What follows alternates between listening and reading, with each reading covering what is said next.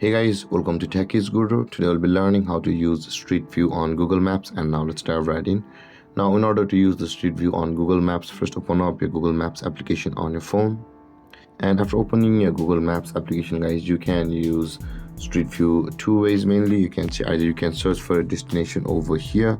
Let's search for a destination near me.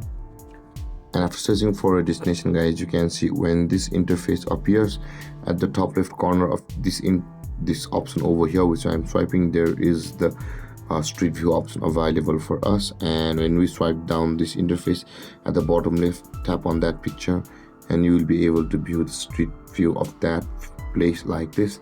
And let's go back, or you can just simply tap and hold on a place of which you want to view the street view, and this kind of interface when it appears again at the bottom left corner of the screen, there is the street view option available for us over here.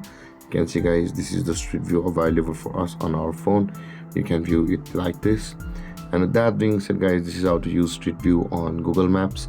And if you have any confusions or questions regarding the topic, feel free to comment in the comment section below, and don't forget to like, subscribe and hit that bell icon for more videos. Thank you for watching, guys.